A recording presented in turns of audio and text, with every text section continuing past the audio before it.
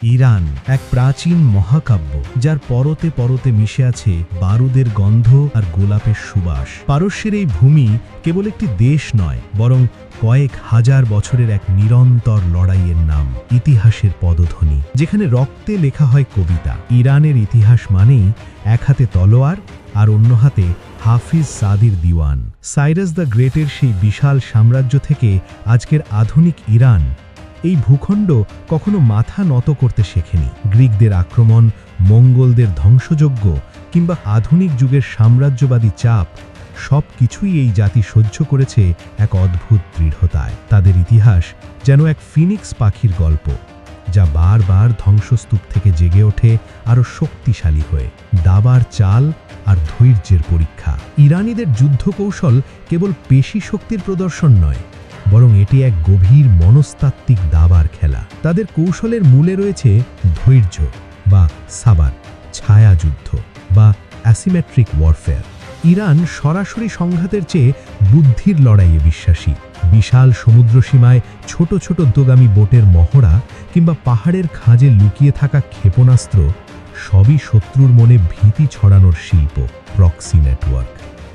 তারা নিজেদের সীমানার বাইরেও এক অদৃশ্য দেয়াল তৈরি করে রেখেছে, যা তাদের কৌশলী আভিজাত্যেরই বহিঃপ্রকাশ। অস্ত্রের গর্জন যখন লোহা কথা বলে। ইরানের অস্ত্রাগার কেবল বিজ্ঞানের জয়গান নয়, বরং এটি তাদের আত্মনির্ভরশীলতার এক জেদ। ক্ষেপণাস্ত্র আর ড্রোন, আকাশপথে তাদের শাহেদ ড্রোনের গুঞ্জন আজ বিশ্বজুড়ে আলোচিত। নিজের মাটিতে তৈরি করা এসব ড্রোন যেন পারস্যের ঈগল, যারা নিঃশব্দে শিকার করতে জানে। প্রতিরক্ষা ঢাল তাদের তৈরি খোরদাদ 15 বা বাবার 337 সিস্টেমগুলো যেন মাটির নিচে লুকিয়ে থাকা এক একটি জাগ্রত ড্র্যাগন, যারা অত্যন্ত প্রহরী হয়ে আগলে রাখছে তেহরানের আকাশ। ঐতিহ্য আর সংস্কৃতি, নীল টাইলস আর সুফিবাদের ঘ্রাণ। যুদ্ধের দামামার মাঝেও ইরান তার হৃদয়ের কোমলতা হারায়নি। ইস্পাহানের নীল গম্বুজ, সিরাজের গোলাপ বাগান আর পারস্যের গালিচার সূক্ষ্ম বুনন, এসবই তাদের আসল পরিচয়। ইরানিরা লড়াই করে ইস্পাতের মতো কঠোর হয়ে, কিন্তু ভালোবাসে রেশমের মতো নরম হৃদয়ে। তাদের ঐতিহ্য আমাদের শেখায় যে একটি জাতির শক্তি কেবল তার পারমাণবিক সক্ষমতায় নয়, বরং তার ভাষা, শিল্প এবং পূর্বপুরুষদের রেখে যাওয়া আদর্শের গভীরে। নৌরোজের আনন্দ আর আশুরার শোক, এই দুই বিপরীতমুখী আবেগই ইরানি সত্তাকে পূর্ণতা দেয়। এক অপরাজিত মহাকাব্য। ইরান মানেই এক বিরামহীন সংগ্রাম। একদিকে মধনিক বিশ্বের নিষেধাজ্ঞা, অন্যদিকে হাজার বছরের গৌরবময় ঐতিহাসিক। তারা জানে কিভাবে ধ্বংসের কিনারে দাঁড়িয়েও কবিতার পংক্তি আওড়াতে হয়। তাদের যুদ্ধ কেবল ভূখণ্ডের জন্য নয়, বরং তাদের অস্তিত্ব আর আত্মসম্মানের জন্য। ইরানের বর্তমান যুদ্ধ কৌশল কোনো প্রথাগত বা সরাসরি সম্মুখ সমরের ব্যাকরণ মেনে চলে না। এটি মূলত বুদ্ধিবৃত্তিক চাল, ছায়াযুদ্ধ এবং দীর্ঘমেয়াদী ধৈর্যের এক সংমিশ্রণ। ইসরায়েল এবং আমেরিকার মতো শক্তিশালী প্রতিপক্ষের বিরুদ্ধে ইরান কিভাবে মধ্যপ্রাচ্যের বিশাল দাবার বোর্ডে নিজের আধিপত্য ধরে রেখেছে। এক, সম্মুখ সমর নয়, বরং অপ্রতিসম যুদ্ধ, অর্থাৎ অ্যাসিমেট্রিক ওয়ারফেয়ার।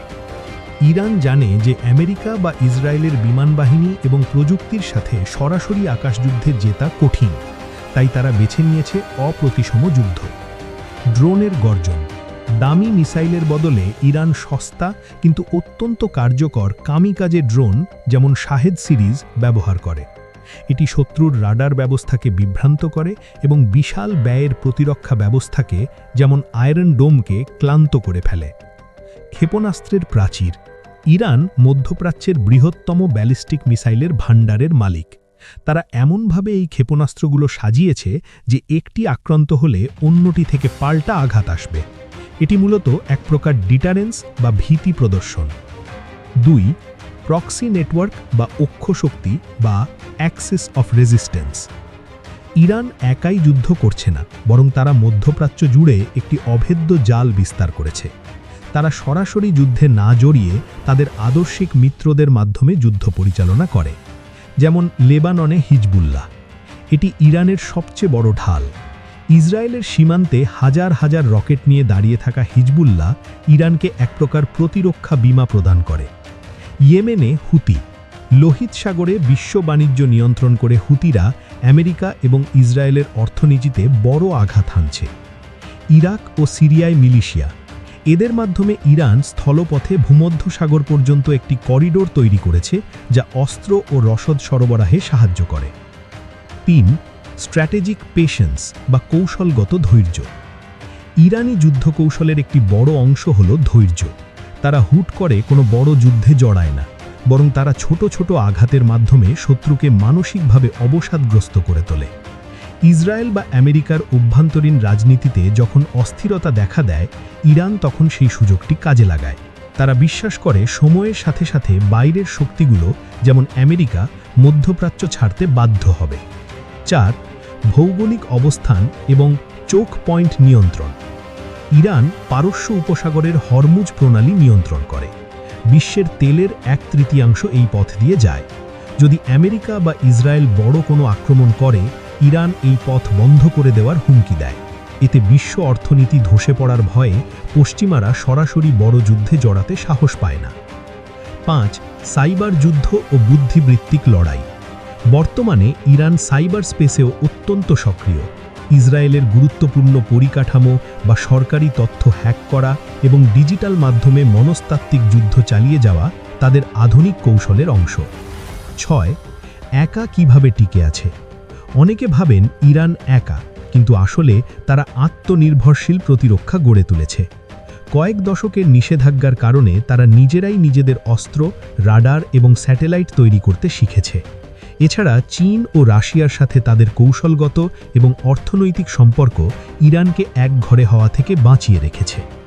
ইরানের কৌশল হল শত্রুকে নিজের কাছে টেনে না এনে শত্রুর আঙিনায় গিয়ে লড়াই করা। তারা সরাসরি যুদ্ধে না গিয়েও প্রক্সি এবং প্রযুক্তির মাধ্যমে ইসরায়েল ও আমেরিকাকে এক প্রকার অচলাবস্থায় আটকে রেখেছে। এটি যেমন সামরিক সক্ষমতার পরিচয়, তেমনি কয়েক হাজার বছরের পারস্য রাজনীতির এক গভীর চাল। ইরানের অস্ত্রভাণ্ডার কোনো বিলাসবহুল প্রদর্শনীর বস্তু নয়, বরং এটি কয়েক দশকের কঠোর নিষেধাজ্ঞা আর টিকে থাকার লড়াই থেকে জন্ম নেওয়া এক দেশীয় প্রযুক্তির মহাকাব্য। ইরান পশ্চিমের উপর নির্ভর না করে নিজের মাটিতেই গড়ে তুলেছে এক বিশাল এবং বৈচিত্র্যময় সমর সম্ভার। ১. ব্যালিস্টিক মিসাইল, পারস্যের দীর্ঘ হাত। ইরানকে বলা হয় মধ্যপ্রাচ্যের মিসাইল সুপার পাওয়ার। তাদের মিসাইল ভাণ্ডার শত্রুর মনে কম্পন ধরানোর জন্য যথেষ্ট। খরমশাহ ও সেজ্জিল, এগুলো 2000 কিলোমিটারের বেশি পথ পাড়ি দিতে পারে, যার অর্থ হল ইসরায়েল বা দক্ষিণ ইউরোপের যে কোনো প্রান্ত এদের নাগালে। ফাত্তাহ, হাইপারসনিক মিসাইল, এটি ইরানের গর্ব। শব্দের চেয়ে 15 গুণ দ্রুত চলতে পারে এবং আধুনিক যে কোনো প্রতিরক্ষা ব্যবস্থাকে, যেমন আয়রন ডোম বা পেট্রিয়টকে, ফাঁকি দিতে সক্ষম। খোররাম শাহর 4, এটি এক বিশাল দানব যা 1500 কেজি ওজনের যুদ্ধাস্ত্র বহন করতে পারে। ২. ড্রোনের মেলা, কামিকাজে বিপ্লব। ইরানের ড্রোন প্রযুক্তি আজ বিশ্বজুড়ে সমাদৃত এবং আলোচিত। তারা সস্তা কিন্তু অত্যন্ত কার্যকর ড্রোন তৈরিতে ওস্তাদ। শাহেদ 136, একে বলা হয় সুইসাইড ড্রোন। এটি ঝাঁকে ঝাঁকে উড়ে গিয়ে লক্ষ্যবস্তুতে আঘাত হানে। ইউক্রেন যুদ্ধে এর কার্যকারিতা বিশ্ব দেখেছে। মোহাজের 6 ও শাহেদ 129, এগুলো কেবল গোয়েন্দা নজরদারি নয়, নিখুঁতভাবে লেজার গাইডেড বোমা বর্ষণ করতে পারে। আরাশ 2, এটি বিশেষভাবে তৈরি করা হয়েছে ইসরায়েলের রাডার এবং প্রতিরক্ষা ব্যবস্থা ধ্বংস করার জন্য। 3. আকাশ প্রতিরক্ষা, অভেদ্য চাদর। নিজেদের আকাশসীমা সুরক্ষিত রাখতে ইরান তৈরি করেছে নিজস্ব শিল্ড, বাবার 337। এটিকে রাশিয়ার S-400-এর সমকক্ষ মনে করা হয়। এটি 300 কিলোমিটার দূর থেকে শত্রু বিমান বা মিসাইল শনাক্ত করে ধ্বংস করতে পারে। খোরদাদ 15, 2019-এ আমেরিকার অত্যাধুনিক গ্লোবাল হক ড্রোন ভূপাতিত করে ইরান প্রমাণ করেছিল তাদের আকাশ প্রতিরক্ষা ব্যবস্থা কতটা শক্তিশালী। 4. নৌশক্তি, সমুদ্রের চোরা গুপ্তা হামলা। ইরানের নৌবাহিনী প্রথাগত বিশাল জাহাজের চেয়ে গেরিলা স্টাইল যুদ্ধে বেশি বিশ্বাসী। ফাস্ট অ্যাটাক ক্রাফট, ছোট ছোট শত শত স্পিড বোট যা মিসাইল ও টর্পেডো দিয়ে সজ্জিত। এগুলো পারস্য উপসাগরে মার্কিন রণতরীগুলোকে ঘিরে ধরার সক্ষমতা রাখে। গাদির ক্লাস সাবমেরিন, এগুলো আকারে ছোট হওয়ায় সমুদ্রের অগাভীর পানিতে লুকিয়ে থাকতে পারে এবং অতর্কে টর্পেডো হামলা চালাতে পারে। নৌ ক্ষেপণাস্ত্র, আবু মাহদির মতো ক্রুজ মিসাইল 1000 কিলোমিটার দূর থেকে সাগরের যে কোনো জাহাজ ডুবিয়ে দিতে সক্ষম। 5. ইলেকট্রনিক ও সাইবার অস্ত্র, ইরান কেবল লোহা আর বারুদে বিশ্বাস নয়, তাদের সাইবার আর্মি বিশ্বের অন্যতম শক্তিশালী। তারা শত্রুর জিপিএস জ্যাম করা, ড্রোন হাইজ্যাক করা, যেমন 2011 সালে আমেরিকার RQ-170 ড্রোন অক্ষত অবস্থায় নামিয়ে এনেছিল এবং সাইবার হামলার মাধ্যমে পরিকাঠামো অচল করে দেওয়ায় অত্যন্ত পারদর্শী। 6. প্রক্সি অস্ত্র সরবরাহ, অদৃশ্য সংযোগ, ইরানের অস্ত্রভাণ্ডারের একটা বড় অংশ হল তাদের মিত্রদের কাছে থাকা ছোট ও মাঝারি পাল্লার রকেট ও ড্রোন। তারা প্রযুক্তি স্থানান্তর করে যাতে তাদের মিত্ররাই নিজেদের মাটিতে অস্ত্র তৈরি করতে পারে। ইরানের অস্ত্রভাণ্ডার মূলত প্রতিরক্ষামূলকভাবে সাজানো। তারা জানে তাদের বিমান বাহিনী পুরনো, তাই তারা সেই খামতি পূরণ করেছে শক্তিশালী মিসাইল ও ড্রোন দিয়ে। এটি এমন এক শক্তি যা শত্রুকে আক্রমণ করার আগে 10 বার ভাবতে বাধ্য করে।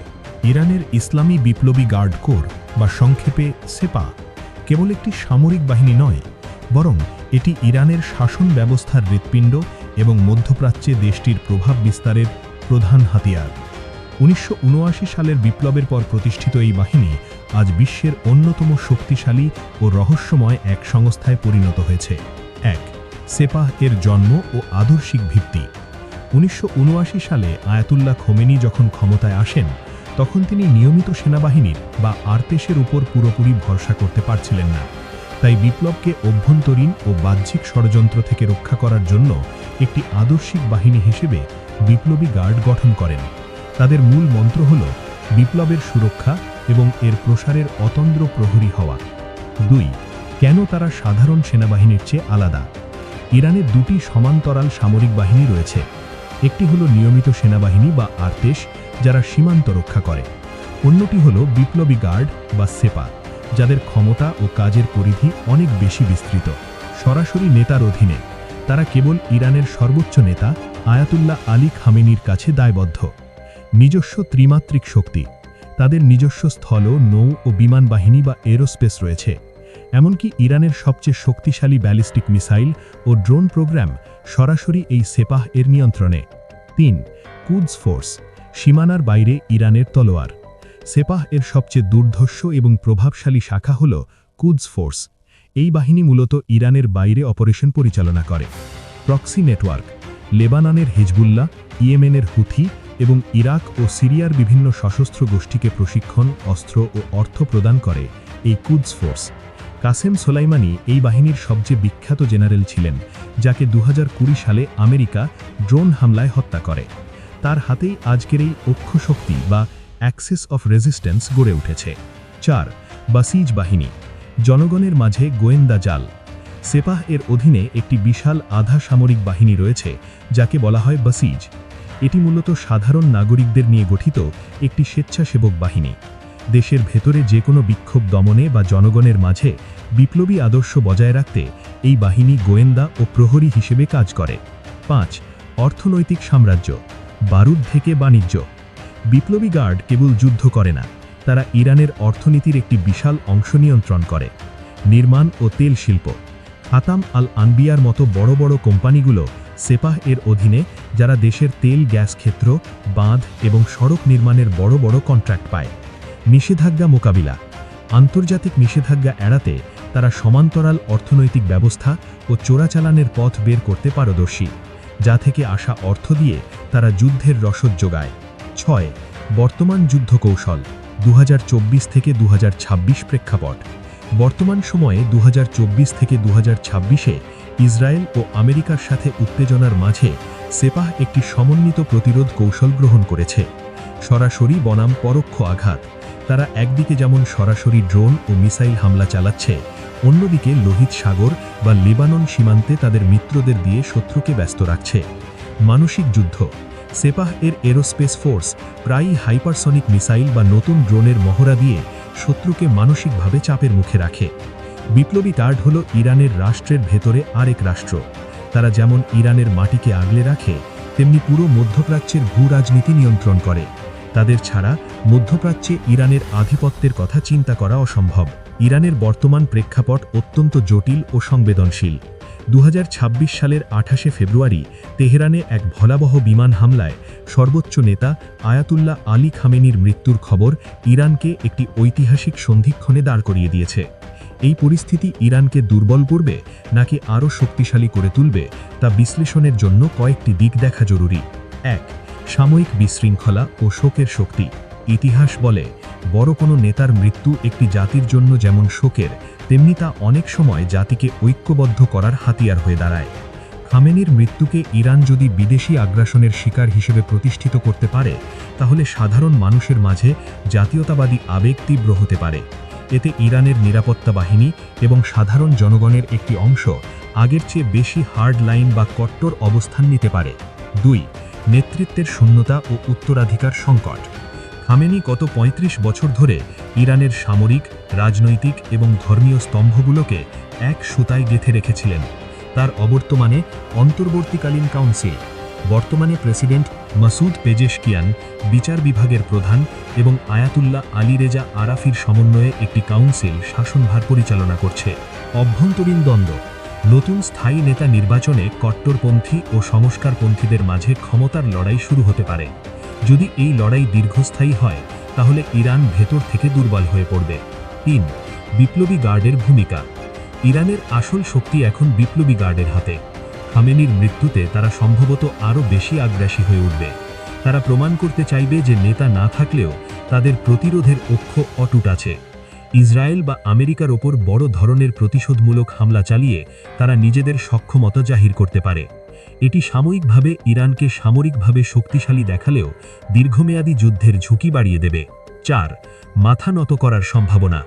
ইরানের রাজনৈতিক দর্শনে মাথা নত করা বা আত্মসমর্পণ শব্দটি প্রায় অনুপস্থিত। বিশেষ করে যখন তাদের সর্বোচ্চ নেতাকে সরাসরি টার্গেট করা হয়েছে, তখন তারা আলোচনার টেবিলে বসার চেয়ে লড়াই চালিয়ে যাওয়াকেই সম্মানজনক মনে করবে। তবে অর্থনৈতিক সংকট এবং অভ্যন্তরীণ জনবিক্ষোভ যদি এই সুযোগে তীব্র হয়, তাহলে শাসন ব্যবস্থা বড় ধরনের সংস্কার বা পরিবর্তনের চাপে পড়তে পারে। 5. আঞ্চলিক প্রভাব ও প্রক্সি যুদ্ধ। হিজবুল্লাহ, হুথি এবং ইরাকের মিলিশিয়ারা খামেনিকে তাদের আধ্যাত্মিক পথপ্রদর্শক মনে করত। তার মৃত্যুতে এই গোষ্ঠীগুলো আরও বেপরোয়া হয়ে উঠতে পারে অথবা তাদের মাঝে সমন্বয়হীনতা দেখা দিতে পারে। যদি তারা একজোট হয়ে প্রতিশোধ নিতে শুরু করে, তাহলে পুরো মধ্যপ্রাচ্য এক ভয়াবহ অগ্নিকুণ্ডে পরিণত হবে। খামেনির মৃত্যু ইরানকে সামরিকভাবে তাৎক্ষণিক মাথা নত করাবে না, বরং তাদের আরও প্রতিশোধ পরায়ণ করে তোলার সম্ভাবনা বেশি। তবে দীর্ঘমেয়াদের ইরানের স্থায়িত্ব নির্ভর করবে তারা কত দ্রুত একজন সর্বজন গ্রাহ্য নতুন নেতা নির্বাচন করতে পারে এবং অভ্যন্তরীণ কোন্দল মিটিয়ে ফেলতে পারে তার উপর। যদি নেতৃত্বের কোন্দল শুরু হয়, তবেই কেবল ইরান ভেতর থেকে দুর্বল হয়ে পড়বে। আয়াতুল্লাহ আলী রেজা আরাফি বর্তমানে ইরানের ধর্মীয় ও রাজনৈতিক অঙ্গনের অন্যতম প্রভাবশালী ব্যক্তিত্ব। বিশেষ করে 2026 সালের শুরুতে ইরানের সর্বোচ্চ নেতা আয়াতুল্লাহ আলী খামেনির প্রয়াণের পর যে নেতৃত্ব সংকট তৈরি হয়েছে, সেখানে আলী রেজা আরাফিকে একজন অত্যন্ত শক্তিশালী এবং ভারসাম্যপূর্ণ উত্তরসূরি হিসেবে দেখা হচ্ছে। 1. শিক্ষাগত ও ধর্মীয় আধিপত্য। আলী রেজা আরাফি ইরানের পবিত্র শহর কোমের একজন শীর্ষস্থানীয় আলেম। তিনি কেবল একজন ধর্মতত্ত্ববিদ নন, বরং আধুনিক ও ঐতিহ্যবাহী শিক্ষার সমন্বয়ে বিশ্বাসী। কোম সেমিনারির প্রধান। তিনি ইরানের বিখ্যাত কোম সেমিনারি বা হাউজার পরিচালক। এটি শিয়া মুসলিম বিশ্বের অন্যতম প্রধান শিক্ষা কেন্দ্র, যার ফলে দেশটির কয়েক হাজার আলেম ও শিক্ষার্থীর ওপর তার সরাসরি প্রভাব রয়েছে। আল মোস্তফা আন্তর্জাতিক বিশ্ববিদ্যালয়ের সাবেক প্রধান। এই বিশ্ববিদ্যালয়ের মাধ্যমে তিনি বিশ্বজুড়ে ইরানের ধর্মীয় ও সাংস্কৃতিক প্রভাব বিস্তারে কাজ করেছেন। 2. রাজনৈতিক ও আইনি ক্ষমতা। আরাফি কেবল পর্দার পিছনের আলেম নন, তিনি ইরানের ক্ষমতার উচ্চ স্তরে সরাসরি যুক্ত। গার্ডিয়ান কাউন্সিলের সদস্য। ইরানের আইনসভা পাশ করা যে কোনো আইন ইসলামী নীতিমালার সাথে সঙ্গতিপূর্ণ কিনা তা যাচাই করার ক্ষমতা রাখে এই কাউন্সিল। তিনি এর অন্যতম প্রভাবশালী সদস্য। Assembly of experts. এই পরিষদ ইরানের পরবর্তী সর্বোচ্চ নেতা নির্বাচন করে। আরাফি এই পরিষদের সদস্য হওয়ায় নিজের মনোনয়ন বা পছন্দের প্রার্থীর ক্ষেত্রে তার ভোট অত্যন্ত গুরুত্বপূর্ণ। খামেনির সাথে ঘনিষ্ঠতা ও আদর্শ। তাকে আয়াতুল্লাহ আলী খামেনির অত্যন্ত বিশ্বস্ত এবং তার আদর্শের একনিষ্ঠ অনুসারী মনে করা হয়। খামেনি জীবদ্দশায় তাকে বিভিন্ন গুরুত্বপূর্ণ দায়িত্ব দিয়েছিলেন, যা ইঙ্গিত দেয় যে তিনি তাকে ভবিষ্যতের নেতৃত্বের জন্য প্রস্তুত করছিলেন। তার চিন্তাধারায় বিপ্লবী ইসলাম এবং পশ্চিম বিরোধী মনোভাব বেশ স্পষ্ট, তবে তিনি প্রশাসনিকভাবে বেশ ধীরস্থির ও কৌশলী। বর্তমান প্রেক্ষাপটে তার ভূমিকা 2026। খামেনির মৃত্যুর পর তৈরি হওয়া শূন্যতায় আলী রেজা আরাফিকে নিয়ে দুটি সম্ভাবনা জোরালো। পরবর্তী সর্বোচ্চ নেতা, সুপ্রিম লিডার। তার ক্লিন ইমেজ, ধর্মীয় পাণ্ডিত্য এবং রেভলিউশনারি গার্ডের সাথে সুসম্পর্কের কারণে তিনি পরবর্তী সর্বোচ্চ নেতার দৌড়ে অন্যতম শীর্ষ নাম। ভারসাম্য রক্ষাকারী। যদি খামেনির ছেলে মোজত্তাবা খামেনি বা অন্য কোনো কট্টরপন্থী নেতা ক্ষমতায় আসার চেষ্টা করেন, তবে আরাফি এমন একজন ব্যক্তিত্ব যিনি বিভিন্ন রাজনৈতিক উপদলের মধ্যে সেতুবন্ধন হিসেবে কাজ করতে পারেন। যুদ্ধ ও পররাষ্ট্রনীতিতে অবস্থান। আরাফি সরাসরি সামরিক ব্যক্তি না হলেও তিনি ইরানের প্রতিরোধের অক্ষ অ্যাক্সেস অফ রেজিস্ট্যান্স নীতিতে পূর্ণ বিশ্বাসী। তিনি মনে করেন ইসরায়েল এবং আমেরিকার বিরুদ্ধে লড়াই করা কেবল রাজনৈতিক নয়, বরং একটি ধর্মীয় দায়িত্ব। তার নেতৃত্বে ইরান আরও সুশৃঙ্খল এবং বুদ্ধিবৃত্তিক উপায়ে তাদের প্রক্সি যুদ্ধগুলো চালিয়ে যেতে পারে। তিনি এমন একজন মানুষ যার একদিকে রয়েছে গভীর ধর্মীয় জ্ঞান এবং অন্যদিকে রয়েছে আধুনিক প্রশাসনিক অভিজ্ঞতা। ইরানের বর্তমান টালমাটাল অবস্থায় তিনি হতে পারেন সেই স্থির নৌকার মাঝি, যাকে সেনাবাহিনী এবং আলেম সমাজ উভয় পক্ষই মেনে নিতে পারে। আপনার কি মনে হয় ইরানের পরবর্তী নেতা হিসেবে কোনো ধর্মীয় ব্যক্তিত্বের চেয়ে সামরিক প্রভাবসম্পন্ন কেউ আসা উচিত, নাকি আরাফির মতো আলেমরাই ইরানকে ভালো নেতৃত্ব দিতে পারবেন?